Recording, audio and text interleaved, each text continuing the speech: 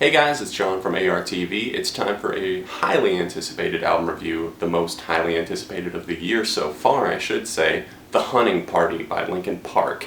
Their new studio album, self-produced by the band this time around. The members Mike Shinoda and Brad Delson are actually handling the production here on this one.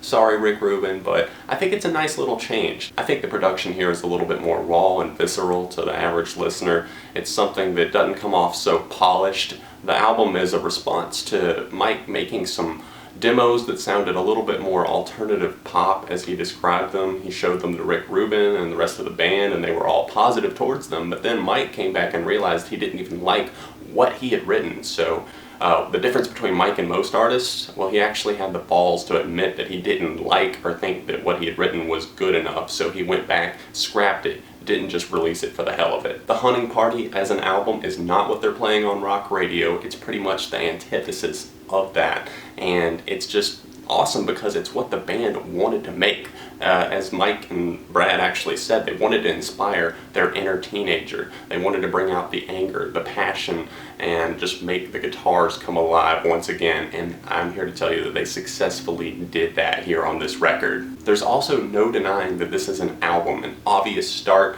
and finish with a common theme and flow throughout. It's all about uprising, war, battle, and it's seen on almost every single track on this record. It's different from anything else that the band has ever crafted so that it feels fresh, but at the same time it has those supercharged guitars that throw back to their harder days like in Hybrid Theory and Meteora. Chester Bennington wasn't a huge part of the writing process here on this record, which is a little bit sad, but he had his obligations to Stone Temple Pilots, and Mike obviously has a knack for these kind of things, point in case this record. The overall feel of this record is kind of a hard rock, almost punk vibe at times on some tracks, and I want to go ahead and, I don't normally do this, but I want to go track by track through this album because I did that with Living Things, their most recent studio album, and I kind of want to do that again just to make sure that we don't miss anything here on this record. Keys to the Kingdom is just a brutal opener that encompasses everything that the band has always been all about at their core. The drums really pack a punch here on this one with Chester's hard screams as he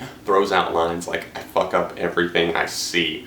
Does he sound a little bit robotic at the beginning of this track? Yeah, but rest assured he's just getting warmed up here on this one. Mike raps fluidly here on this track and sings as well. Chester handles the screamed chorus, and I really like that because it just goes against the grain with this, having a screamed chorus. That's just something that's unheard of these days, as well as a guitar solo. There's many of them here on this record, including on this track. Didn't the guys hear that guitar solos are out?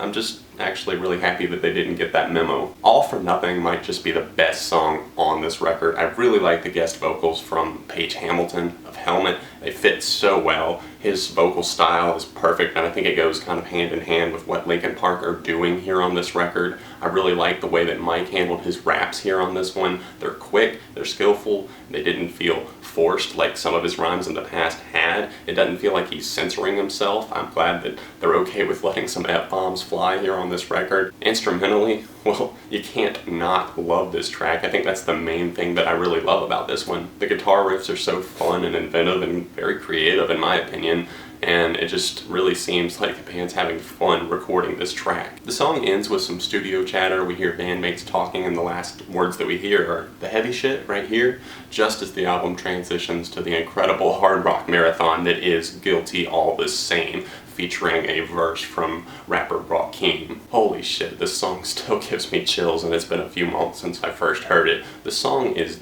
the definition of the band catching fire lyrically. When this band gets angry, damn, they get good. The guitars crush, the synthesizers have this huge build about them that really lead up to the chorus and add kind of an attack and release approach. The vocals are very passionate and earnest on this one. Brad and Mike rock the guitars on this song, and really the whole record, harder than they have in a very, very long time. You also can't help but notice the barrage of drums really coming in on this track, almost out of nowhere. We haven't seen their drummer come alive this much in a very long time. I don't know if I've heard this many drums on a Linkin Park record since maybe Meteora or possibly Minutes to Midnight. The Summoning is an interesting transition track that just builds up suspense for the most punk rock sounding Linkin Park track that's ever been made. It's just over 2 minutes long. Chester has these really harsh vocals on the short track. The guitar solo on this one is really what's mesmerizing mesmerizing and makes this track come alive though. This genre-bending song might throw some for a loop, but it's one to really be loved if you can appreciate its message and its attention to detail. Okay, so the next track, Wastelands, has certainly grown on me.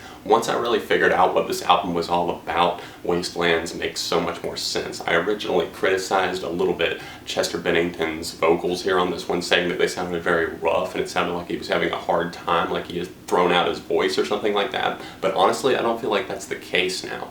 I feel like he is just going for this punk rock vibe that's kind of fitting on other tracks like War. There's a few other ones that just feel very angsty and passionate, and I think the rougher production cuts just sound that much more raw and honest to me on a track, and it's something that I'm really enjoying. I don't think Wastelands is among the best material they've ever released, especially as a standalone track, but it's definitely an essential one for the hunting party. The fade out and transition from that track to Until It's Gone is seamless. Until It's Gone might seem like Linkin Park playing it safe, but rest assured, it's really them just being smart. The band is doing what they do best and proving to us that they can still make a hard-hitting track that encompasses guitars, synthesizers, and the emotive vocals from Chester, something that's actually very relatable, and it's something that can be played on the radio, even rock radio. System of a Down and Linkin Park fans all had simultaneous musical boners at the thought of Linkin Park and the beloved guitarist Darren Malakian even collaborating on a track.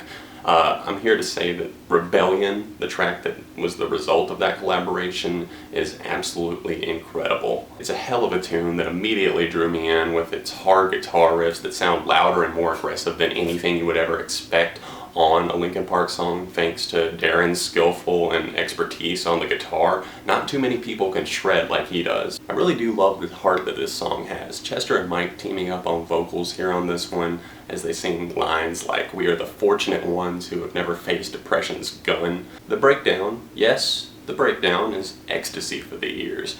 Chester cries for the oppressed ones to rebel as the guitars and drums just totally unleash. Mark the Graves is kicked off by a minute-plus long instrumental that is led by guitars. It fades to this simple electric guitar riff. Then we see the light guitar lead into Chester's careful but still confident vocal performance, and the guitars gradually grow and evolve more and more as the track goes on, and really they just explode during the chorus. Throughout this track, the guitars actually change the pace and direction of this song like multiple times, and I absolutely love that. It's something that's not seen on too many tracks, and I think that's why it's among my top favorites here on this record. It's also a more personal track as we see Chester here opening up about how hard it is to put the memories of past mistakes to their final resting place. I honestly get a little bit sad once we get to the instrumental interlude Drawbar, which features former Rage Against the Machine guitarist Tom Morello. I say sad because, one, this track is very melancholy in its feel, and also because the album is getting close to an end and I'm not ready to let it go yet. I get this vision in my head whenever I'm listening to this song. Maybe it's just me, but I can see like men, like soldiers possibly out on a beach shore,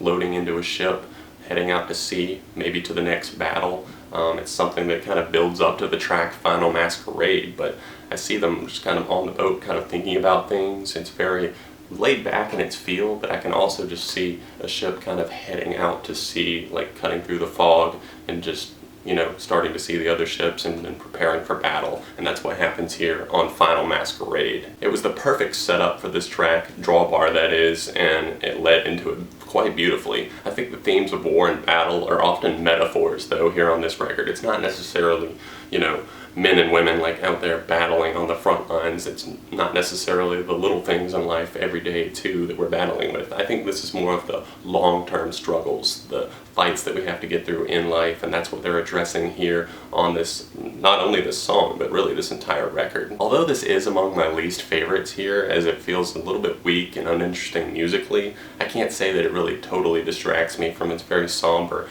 lyrical message. They just had to go out and prove me wrong, didn't they? I had just been talking about how like albums don't have good closers anymore, and then they come out with A Line in the Sand. Boom. It proves that a band can still make a closer that truly does the rest of the album justice. Moments of aggressiveness here on this one remind me of Victimized from their last album Living Things. Mike handles a lot of the vocals here on this one, It's about how lighthearted kind of life used to be. They used to laugh at this, they used to laugh at that, but nothing is the same anymore, and nor will it ever be because of war and everything that has kind of torn everyone apart. For all of those thinking that this track seems a lot like Guilty All the Same musically, I think it's more of a reprise. You know, they're kind of paying homage and tribute to the rest of the record. They're using moments from other songs on the record, and I think that they kind of borrowed a little bit of the guitar riff from that one just to kind of throw back. I'm not saying that this isn't an original song by any means. I mean, this is definitely one that totally holds its own and definitely one of my top favorites here on this one. I think if you listen carefully, you will hear that it's paying homage to these earlier moments on the record, and the guitar solo at the end before kind of fading back to the now distant lyrics that actually opened up this track was just the perfect way for this album to come to an end. Hear it for yourself, seriously. The hype, for once, paid off. I had heard so much about this record and there was a ton riding on it, and I think Linkin Park gave us everything that they absolutely had here on this one. Are you a fan of Linkin Park that enjoyed their more aggressive style that was found on earlier releases? You'll definitely love this record.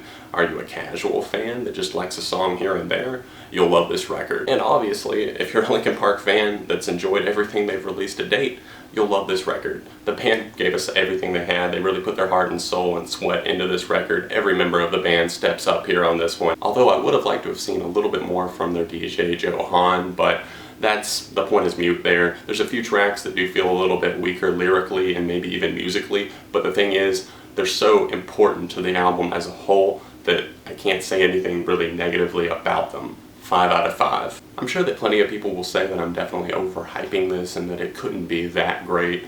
Well, those are the same people that don't take bands like Linkin Park or Green Day or anything past like 1990 seriously for some reason, and you know, seriously, keep it to yourself if that's really how you feel about things. I think once you open your mind and actually expand, you'll enjoy a lot more things. I will see you guys very soon right here on Album Review TV. Thank you so much for watching this review. Make sure you hit the like button, share it with a friend. I know this is one of the most highly anticipated reviews of the year, so I would appreciate you guys sharing that out. Of course, if you want to see my last review, you can click right here, or if you want to go check out my second channel where I do track reviews, I just did a new Rise Against review over there, and of course movie reviews. A lot of other stuff goes up on that channel, so you can click down below to go to either one of those things. Thank you again for watching. I will see you guys very soon right here on ARTV, Beyond the Reviews.